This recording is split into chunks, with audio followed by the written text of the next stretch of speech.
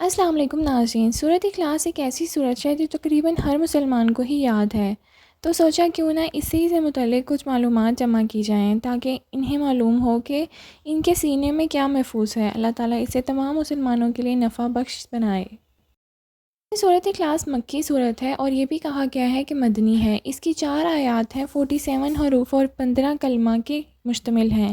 سورۃ اخلاص کی وجہ تسمیہ، کیونکہ یہ خالص اللہ تعالیٰ کی صفات کے بارے میں ہے، یا اس لیے کہ اس کا قاری اللہ تعالیٰ کے لیے توحید کو خالص کر لیتا ہے۔ مشرکین نے رسول اللہ صلی اللہ علیہ وآلہ وسلم سے کہا اپنے رب کا نسب بیان کریں، تو اللہ تعالیٰ نے قل هو اللہ احد اللہ الصمد فرمائی۔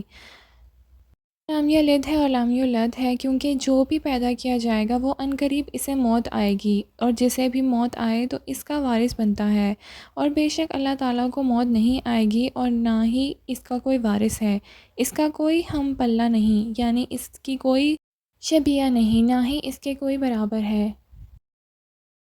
اس لیے کوئی بھی شے مشکل نہیں۔ ایک روایت ہے کہ رسول پاک صلی اللہ علیہ وسلم نے کافروں کے معبودوں کا ذکر کیا تو انہوں نے کہا آپ اپنے رب کا نسب بیان کریں، تو جبرائیل یہ سورت مبارکہ لے آئے۔ ایک روایت یہ ہے کہ 2 لوگوں نے حضور پاک صلی اللہ علیہ وآلہ وسلم سے کہا کہ آپ ہمیں بتائیں کہ آپ کا رب سونے کا ہے یا چاندی کا، لوہے کا ہے یا لکڑی کا، تو یہ سورت نازل ہوئی۔ ایک روایت ہے کہ بودھی عالم آئے اور انہوں نے کہا کہ آپ ہمیں اپنے رب کے بارے میں بتائیں، شاید ہم تم پر ایمان لے آئیں۔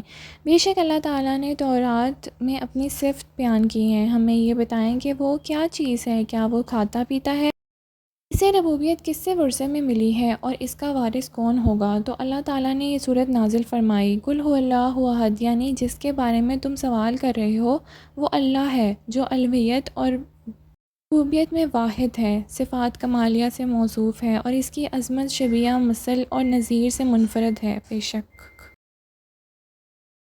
یہ صورت اخلاص کے کچھ فوائد کے بارے میں جانتے ہیں۔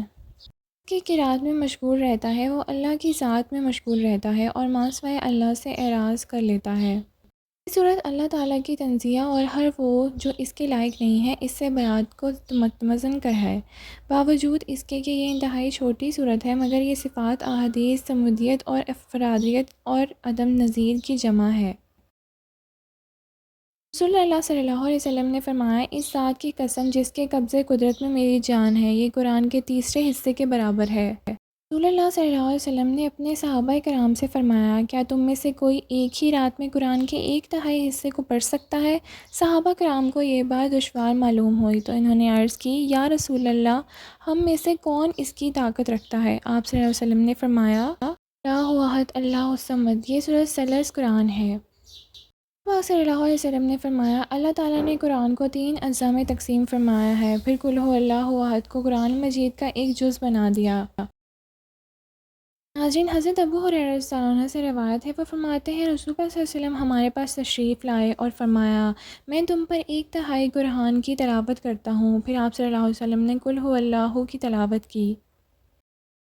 امام نووی رحمۃ اللہ علیہ فرماتے ہیں اس کا معنی یہ ہے کہ قرآن کریم میں 3 اقسام آیات ہیں، واقعات، احکام، اللہ تعالیٰ کی صفات، اور قل هو اللہ احد یہ اللہ تعالیٰ کی صفات کو متضمن ہے۔ یہ ثلث قرآن ہے اور اس کے 3 اجزاء میں سے ایک حصہ ہے۔ اللہ صلی اللہ علیہ وسلم نے فرمایا جس نے دن میں 200 مرتبہ قل هو اللہ احد پڑھی، اس کے 50 سال کے گناہ معاف کر دیے جائیں گے سوائے قرض کے۔